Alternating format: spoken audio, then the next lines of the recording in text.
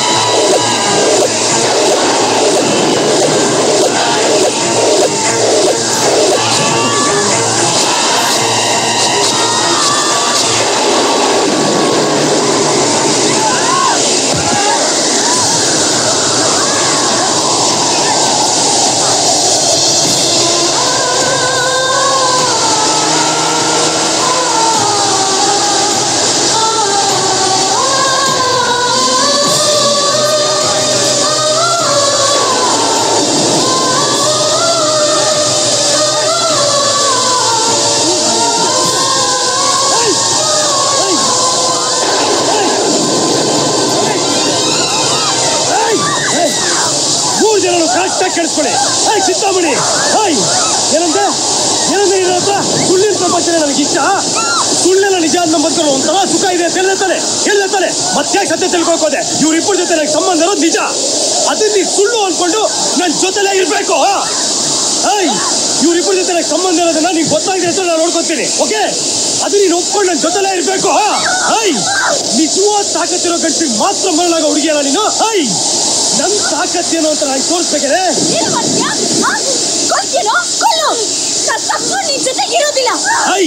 ಸತ್ತೋದ್ಮೇಲೆ ಯಾರ ಜೊತೆ ಯಾರು ಬರಲ್ಲ ನೋಡು. ನಾನ್ ಸುಖವಾಗಿರ್ಬೇಕು ಅಂದ್ರೆ ನೀವು ಮೂರು ನನ್ನ ಒಪ್ಕೊಂಡು ನನ್ನ ಜೊತೆ ಬರಲೇಬೇಕು. ನೀವ್ ಹೆದರ್ಸಿ ನಮ್ಗೇನು ಮಾಡಕ್ಕಾಗಲ್ಲ. ನೀವ್ ಏನೇ ಮಾಡಿದ್ರು ಒಪ್ಕೊಳ್ಳೋ ಸ್ಥಿತಿಲಿ ಇಲ್ಲ. ಒಪ್ಕೊಳ್ಳೇಬೇಕು. ನೀವು ಮೂರು ನಾನು ಒಪ್ಪಿಸ್ತಾ ಅದೇ ಆಗೋದು.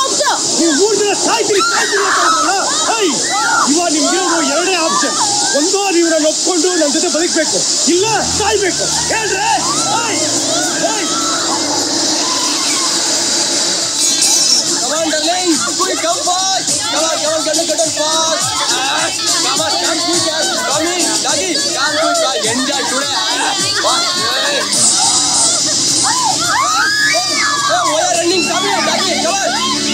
Sir, what a surprise, glad to meet you. ಏನ್ ಸರ್ ನೀವು ಇಲ್ಲಿ? ನಾನು ಅಲ್ವಾ ಸರ್ ನೀವು? ಏನ್ ಸರ್, ನಾನ್ ಸರ್ ಗೋಪಾಲ, ಜ್ಞಾಪಕ ಮಾಡ್ಕೊಳ್ಳಿ ಸರ್. ಅವತ್ತು ಅಲ್ಲಿ ನಿಮ್ಮ ಮನೆ ಹತ್ರ ಕಾಯ್ತಾ ಇದ್ದಾರೆ. Radha please, Radha I love you Radha. Vamsha Radha Radha. ಯಾಕೆ ಸರ್? ಏನ್ ಮಾಡ್ತಾ ಇದೀಯಾ ಸರ್? ಆ ಹುಡುಗಿ ಲವ್ ಮಾಡ್ತಾ ಇದೀನಿ ಸರ್. Love sir? ತಗಡು, ನೀನ್ ಈ ತರ ಹವಾಯಿ ಚಪ್ಪಲಿ ಹಾಕೊಂಡು ಕಿತ್ತೋಗ್ರ ಸೈಕಲ್ ಇಟ್ಕೊಂಡು ಅವಳಿಂದ 1 ವರ್ಷ ಅಲ್ಲ 100 ವರ್ಷ ಬಿದ್ರು ಅವಳು ನಿನ್ ಕಡೆ ಮೂಸು ನೋಡಲ್ಲ. ಜೀವನದಲ್ಲಿ ಮುಂದೆ ಬಾ, ಸಂಪಾದನೆ ಮಾಡು. ಇಂಥ 100 ಅಲ್ಲ 1000 ಹುಡುಗಿರಿ ನಿಂದೆ ಬೀಳ್ತಾರೆ. ಲೈಫಲ್ಲಿ ಯಾವತ್ತೂ ಯಾವ್ದ್ರಿಂದೇನೋ ನಾವು ಬೀಳ್ಬಾರ್ದು, ಪ್ರತಿಯೊಂದು ನಮ್ಮಿಂದ ಬೀಳ್ಬೇಕು. ಇದೇ ನಾನು ಪಾಲಿಸಿ. ಓಕೆ ಸರ್, ಆಯ್ತು ಸರ್. ಓಕೆ, ಹೋಗಿದೆ ಸತ್ಯ, ಹುಡುಗಿರಿಂದ ಬೀಳ್ಬೇಡ. ಸಾರ್, ಆ ಹುಡುಗಿಯಿಂದ ಬಿದ್ದಿದ್ದ ಗೋಪಾಲ್ ಯಾವತ್ತು ಸತ್ತೋಗ್ಬಿಟ್ಟ ಸಾರ್. ಇವತ್ತು ಹುಡುಗಿರೆಲ್ಲ ನನ್ನಿಂದ ಬಿದ್ದಿದಾರ ಸಾರ್. ಇವಾಗ ನಾನು ಸಾಮ್ರಾಟ್ ಆಗಿದ್ದೀನಿ ಸಾರ್. ನೀವು ಹೇಳ್ದಂಗೆ ನಾನು ಏನ್ ಬೇಕು ಅದೇ ನನ್ನಿಂದ ಬರ್ತಾ ಇದೆ. ಅದೇನ್ ಮಾತಂತ ಹೇಳಿದೆ ಸರ್ ನೀವು? Really hats off sir, hats off. ನನ್ನ ಮಗಂದು ಅವತ್ತಿಂದ ಇವತ್ತರೆಗೂ ಕಷ್ಟಪಟ್ಟು ಕೆಲಸ ಮಾಡ್ತಾ ಇದ್ದೀನಿ ಸಾರ್. ತಿಂಗಳಿಗೆ 60-70 ಸಾವಿರ ಸಂಪಾದನೆ ಮಾಡ್ತಾ ಇದ್ದೀನಿ. ಹ್ಯಾಪಿಗಿದ್ದೀನಿ.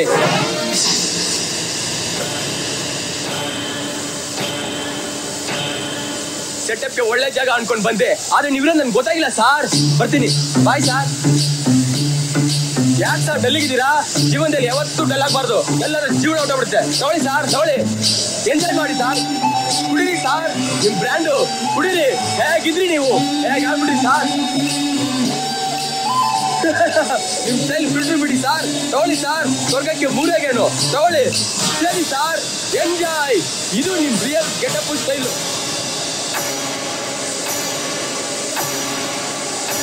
ನೀವು ಹೇಳ್ದಂಗೆ ನಾವು ಬದುಕಿಯೋದು 3-4 ಸಾವಿರ ದಿನ ಅಷ್ಟೇ ಸಾರ್. ಅದಕ್ಕೆ ಸುಮ್ಮನೆ ಟೆನ್ಷನ್ ತಗೋಬೇಕು. ನೋ ವರೀಸ್, ಎಂಜಾಯ್ ಮಾಡು. ನೀವು ಎಂಜಾಯ್ ಮಾಡಿ. ಏನಿದೆ ಜೀವನದಲ್ಲಿ? Come on, enjoy. ಬಾಯ್.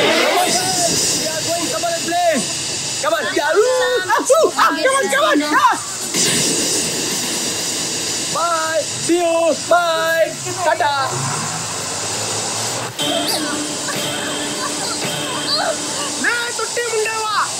ಮುಂಡೆವಾ, ಎಲ್ಲಿ ಹೋಗಿದ್ದೀರಾ ನೀವೆಲ್ಲ? ಸುಮಾ, ರಾಗಿ, ಸಂಧ್ಯಾ, ನಿಮ್ಮನ್ನೆಲ್ಲ ಚಪ್ಪಲಿ ನೋಡಿದ್ದೇನೆ. ಮುಂಡೆವಾ ಹೋಗ್ಬಿಟ್ರಲ್ಲ ಎಲ್ಲ.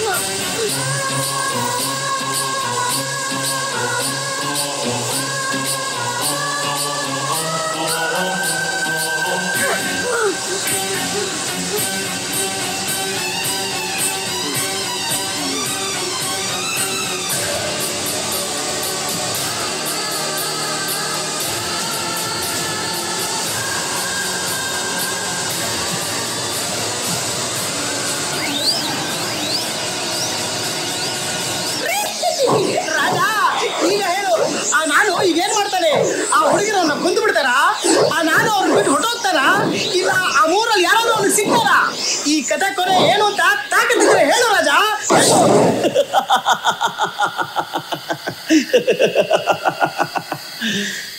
ಬೇತಾಳ, ನೀನು ಇದುವರೆಗೂ ಹೇಳಿದ ಈ ವಿಚಿತ್ರ ಕಥೆಯಲ್ಲಿ ಆ 3 ಹುಡುಗಿಯರೇ ಅಲ್ಲ.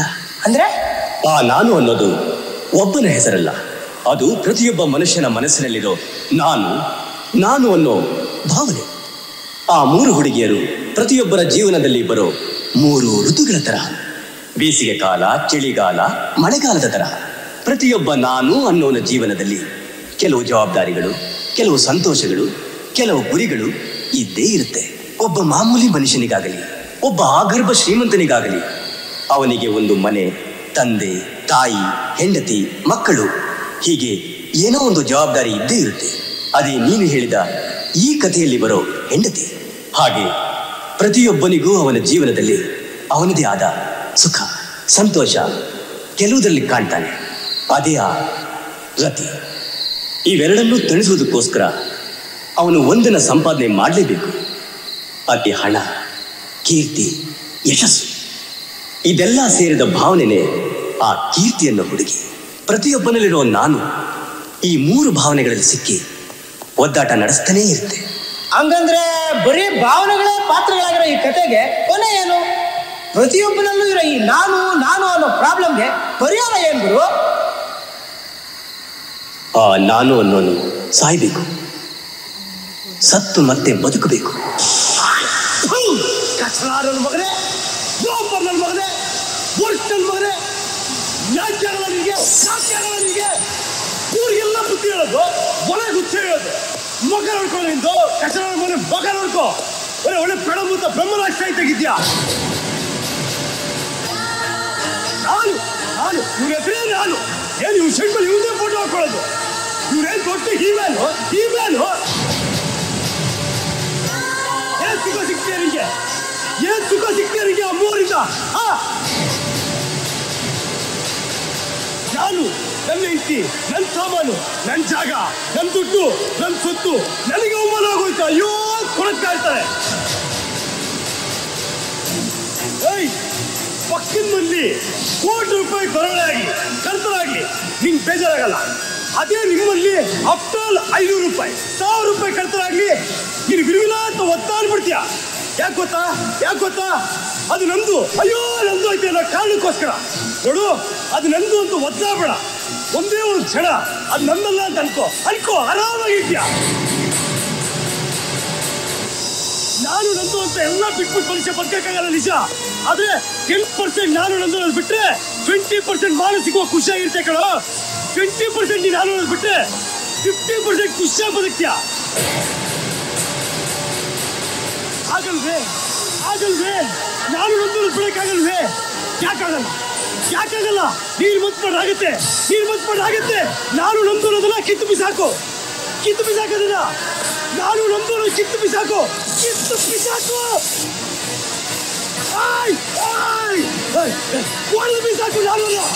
ನಾನು ಸತ್ತೋಗ್ಬಿಡೇನು?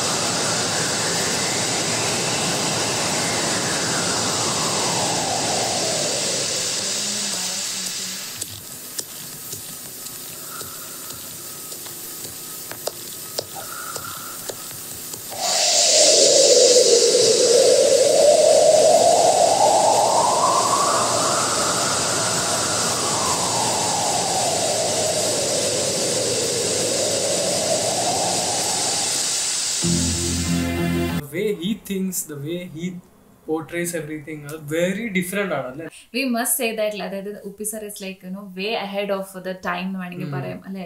അത് 1999 ഇറങ്ങിയ മൂവിയാണ്. ആ ടൈമിൽ ഇങ്ങനെ ഒരു കോൺസെപ്റ്റ് എടുക്കുക. ഞാൻ ഓർക്കും ഈ സമയത്ത് ഇതൊക്കെ വന്നായിരുന്നെങ്കിൽ എങ്ങനെയായിരുന്നു. ഓഫ് കോഴ്സ് കുറെ കോൺട്രവേഴ്സീസും വന്നേനെ, പക്ഷെ സംഭവം അടിപൊളിയാണ്. ബോക്സ് ഓഫീസ് ഹിറ്റ് തന്നെയായിരുന്നു. കാരണം ഇത് നമ്മളുടെ ഒരു റിയൽ സെൽഫ് തന്നെയാണ്.